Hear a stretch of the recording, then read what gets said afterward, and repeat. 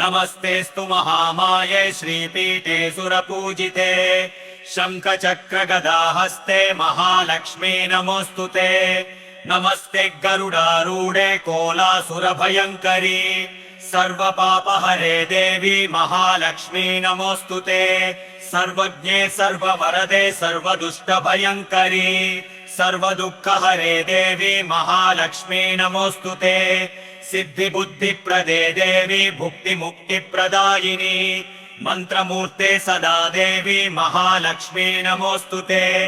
आद्यन्तरहिते देवी आद्यशक्ति महेश्वरी योगजे योगसम्भूते महालक्ष्मी नमोऽस्तु ते। स्थूल सूक्ष्म महारौद्रे महाशक्ते महोदरे महापापहरे देवी महालक्ष्मी नमोऽस्तु ते। पद्मासनस्थिते देवी परब्रह्मस्वरूपिणी परमेशी जगन्मातः महालक्ष्मी नमोऽस्तु ते। श्वेतांबरधरे देवी नानालंकारभूषिते जगत्स्थिते जगन्मातः महालक्ष्मी नमोऽस्तु ते। महालक्ष्म्याष्टकस्तोत्रं यः पठेत् भक्तिमान् नरः सर्वसिद्धिम् अवाप्नोति राज्यं प्राप्नोति सर्वदा। एककालं पठेन्नित्यं महापापविनाशनम् द्विकालं यः पठेन्नित्यं धनधान्यसमन्वितः त्रिकालं यः पठेन्नित्यं महाशत्रुविनाशनम् महालक्ष्मीर्भवेन्नित्यं प्रसन्ना वरदा शुभा। इति इन्द्रकृतं श्रीमहालक्ष्म्याष्टकस्तोत्रं सम्पूर्णम्। नमस्तेऽस्तु महामाये श्रीपीठे सुरपूजिते शङ्खचक्रगदाहस्ते महालक्ष्मी नमोऽस्तु ते। नमस्ते गरुडारूढे कोलासुरभयङ्करी सर्वपापहरे देवी महालक्ष्मी नमोऽस्तु ते। सर्वज्ञे सर्ववरदे सर्वदुष्टभयङ्करी सर्वदुःखहरे देवी महालक्ष्मी नमोऽस्तु ते।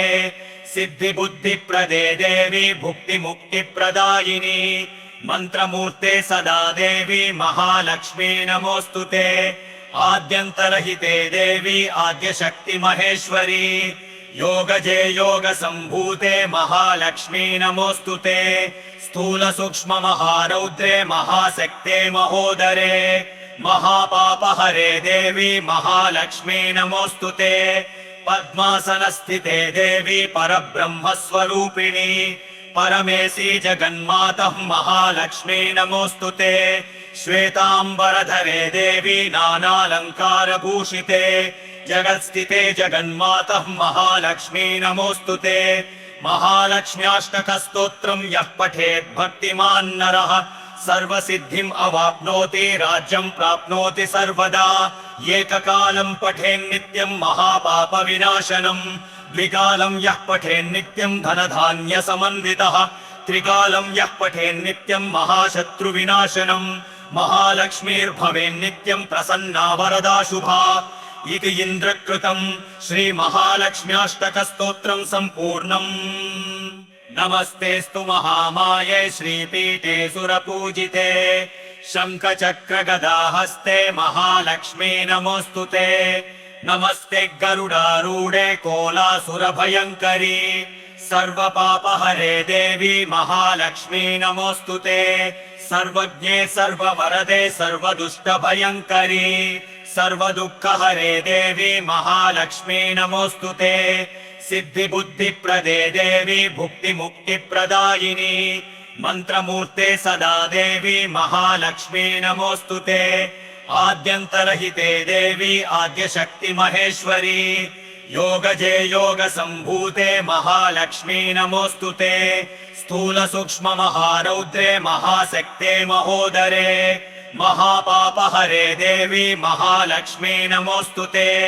पद्मासनस्थिते देवी परब्रह्मस्वरूपिणी परमेशी जगन्मातः महालक्ष्मी नमोऽस्तु ते। श्वेतांबरधरे देवी नानालंकारभूषिते जगत्स्थिते जगन्मातः महालक्ष्मी नमोऽस्तु ते। महालक्ष्म्याष्टकस्तोत्रं यः पठेत् भक्तिमान् नरः सर्वसिद्धिम् अवाप्नोति राज्यं प्राप्नोति सर्वदा।